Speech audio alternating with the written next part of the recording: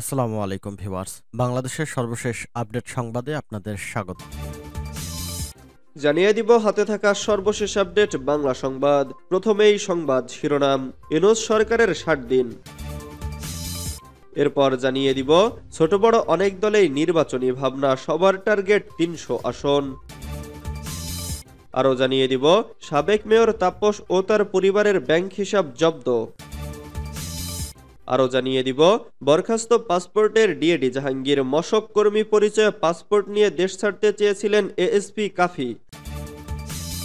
সর্বশেষ জানিয়ে দিব আহতদের চিকিৎসার্থে বিদেশ থেকে মেডিকেল টিম আনা হচ্ছে বলেছেন সংবাদ সম্মেলনে স্বাস্থ্য উপদেষ্টা।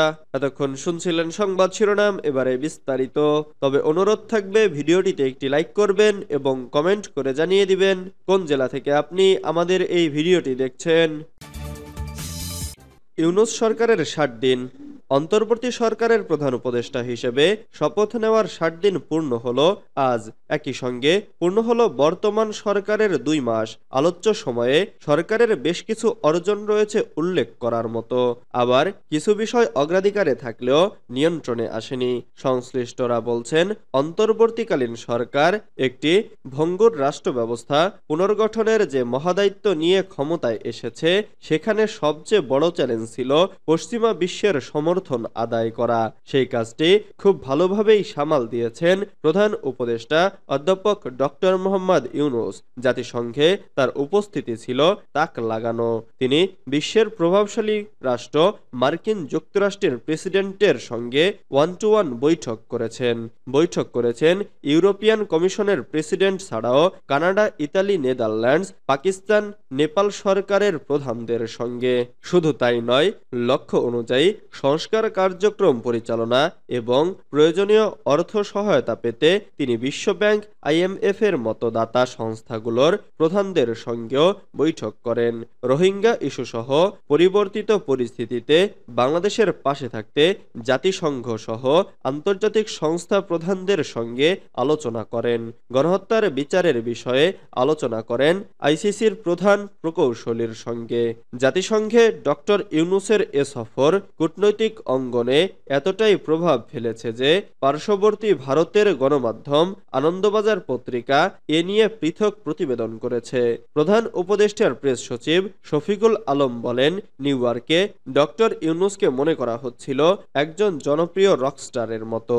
জাতিসংঘে বিশ্ব নেতাদের কাছ থেকে তিনি যে ইতিবাচক প্রতিক্রিয়া পেয়েছেন তা ছিল দুর্দান্ত।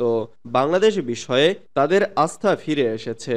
বিশ্বের শীর্ষস্থানীয় নেতারা ডক্টর ইউনূস এবং তার অন্তর্বর্তীকালীন সরকারের সঙ্গে কাজ করতে চান। তারাও বোঝেন যে বাংলাদেশের গণতান্ত্রিক উত্তরণের জন্য অত্যন্ত গভীর সংস্কার প্রয়োজন।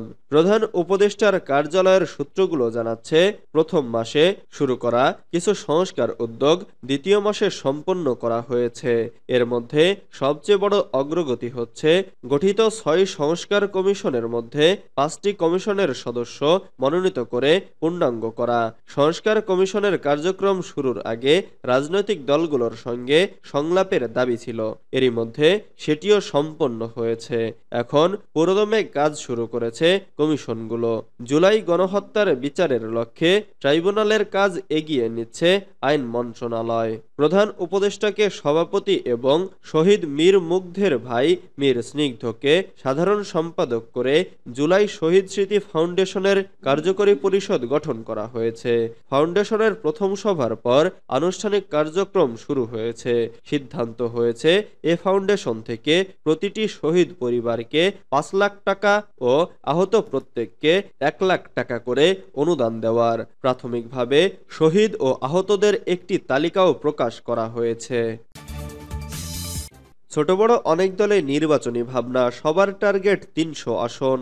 রফিকুল ইসলাম রনি ও শফিকুল ইসলাম সোহাগ আগামী জাতীয় সংসদ নির্বাচন নিয়ে অন্তর্বর্তী সরকারের পক্ষ থেকে আনুষ্ঠানিক কোনো ঘোষণা না এলেও রাজনৈতিক দলগুলোতে বইছে নির্বাচনী হাওয়া। দেশের অন্যতম প্রধান রাজনৈতিক দল বিএনপি সহ অধিকাংশ দল এককভাবে নির্বাচনের প্রস্তুতি নিচ্ছে। নির্বাচন কমিশনে বর্তমান নিবন্ধিত রাজনৈতিক দল আছে 53টি। এর অর্ধেকই আগামী সংসদ নির্বাচনে 300 আসনে প্রার্থী দিতে চায়। সে টার্গেট নিয়েই চলছে দলগুলোর ভিতরে বাইরে নানা প্রস্তুতি। কমপক্ষে 20টি দলের শীর্ষ নেতাদের সঙ্গে কথা বলে এমন আভাস পাওয়া গেছে। বিগত 5-6টি সংসদ নির্বাচন পর্যালোচনা করে দেখা গেছে জোট ও জোটের রাজনীতির কারণে দেশের বড় রাজনৈতিক দল আওয়ামী লীগ ও বিএনপি সারা দেশে 300 আসনে প্রার্থী দিতে পারেনি। একমাত্র রাজনৈতিক দল ইসলামী আন্দোলন বাংলাদেশ, যাদের 300 আসনে প্রার্থী দেওয়ার রেকর্ড আছে।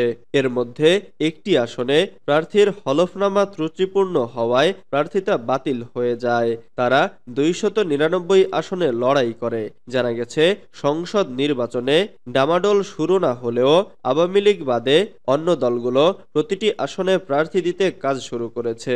বিগত কয়েকটি নির্বাচনে বিএনপি ও জামাতে ইসলামী জোট করলেও আগামীতে এককভাবে লড়াই করার ঘোষণা দিয়েছেন দুই দলের নেতারাই। সাবেক মেয়র তাপস ও তার পরিবারের ব্যাংক হিসাব জব্দ। ঢাকা দক্ষিণ সিটি কর্পোরেশনের সাবেক mayor barrister Sheikh Fazle Noor তাপসের bank account জব্দ করা হয়েছে। একই সঙ্গে তার স্ত্রী আফরিন তাপস শিউলি ও ছেলে শেখ ফজলে নওশান এবং তাদের ব্যক্তি মালিকানাধীন স্বার্থ সংশ্লিষ্ট প্রতিষ্ঠানের ব্যাংক হিসাবও স্থগিত রাখতে বলা হয়েছে। বাংলাদেশ ব্যাংকের আর্থিক গোয়েন্দা সংস্থা বাংলাদেশ ফাইন্যান্সিয়াল ইন্টেলিজেন্স ইউনিট দেশের ব্যাংক ও আর্থিক প্রতিষ্ঠানের কাছে এ সংক্রান্ত নির্দেশনা পাঠিয়ে অ্যাকাউন্ট জব্দের নির্দেশ দেওয়া হয়েছে। সোমবার বিএফআইইউর সংশ্লিষ্ট এক ঊর্ধ্বতন কর্মকর্তা গণমাধ্যমকে এ তথ্য নিশ্চিত করেছেন। হিসাব জব্দ করা ব্যক্তির ও তার ব্যক্তি মালিকানা ব্যবসায়িক প্রতিষ্ঠানের অ্যাকাউন্ট স্থগিত থাকবে। আগামী 30 দিন এসব হিসাবে কোনো ধরনের লেনদেন করতে পারবে না। প্রয়োজনে লেনদেন স্থগিত করার এ সময় বাড়ানো হবে। বরখাস্ত পাসপোর্টের ডিএডি জাহাঙ্গীর মশককর্মী পরিচয়ে পাসপোর্ট নিয়ে দেশ ছাড়তে চেয়েছিলেন এএসপি কাফি। ঢাকা জেলার অতিরিক্ত পুলিশ সুপার আব্দুল্লাহিল কাফি পরিচয় গোপন করে সিটি কর্পোরেশনের মশক ঔষধ ছিটানোর কর্মী পরিচয়ে পাসপোর্ট নিয়েছিলেন। বৈষম্যবিরোধী ছাত্র আন্দোলনের সময় আশুলিয়ায় মরদেহ পোড়ানোর ঘটনায় সংশ্লিষ্টতার অভিযোগ উঠলে তিনি দেশ ছেড়ে পালাতে এই পাসপোর্ট করেন। ওই পাসপোর্ট নিয়ে হযরত শাহজালাল আন্তর্জাতিক বিমানবন্দরে গেলে ঢাকা মহানগর গোয়েন্দা পুলিশ তাকে গ্রেফতার করে। পরে তার রিমান্ড মঞ্জুর করেন আদালত। সোমবার 7 অক্টোবর সন্ধ্যায় সংবাদ সম্মেলনে পাসপোর্ট অধিদপ্তরের অতিরিক্ত মহাপরিচালক এটিএম আবু আসাদ এসব তথ্য তুলে ধরেন। তিনি বলেন, বিষয়টি ধরা পড়ার পর ভুয়া তথ্য দিয়ে নেওয়া এই পাসপোর্ট বাতিল করা হয়েছে। এ ঘটনায় গাফিলতির প্রমাণ পাওয়ায় পাসপোর্ট অধিদপ্তরের উপসহকারী পরিচালক জাহাঙ্গীর আলমকে সাময়িক বরখাস্ত করা হয়েছে। আহতদের চিকিৎসার্থে বিদেশ থেকে মেডিকেল টিম আনা হচ্ছে বলেছেন সংবাদ সম্মেলনে স্বাস্থ্য উপদেষ্টা নূরজাহান বেগম বলেছেন, যারা আহত হয়েছেন, বিশেষত যারা চোখে গুরুতর আঘাত পেয়েছেন, দৃষ্টিশক্তি হারিয়েছেন, পায়ে আঘাত পেয়েছেন, অঙ্গহানি হয়েছে, তাদের চিকিৎসার জন্য বিদেশ থেকে ডাক্তারদের মেডিকেল টিম এনে চিকিৎসার প্রক্রিয়া চলমান রয়েছে। সোমবার 7 অক্টোবর বিকেল 4টায় স্বাস্থ্য মন্ত্রণালয়ের সম্মেলন কক্ষে আয়োজিত এক সংবাদ সম্মেলনে তিনি একথা বলেন।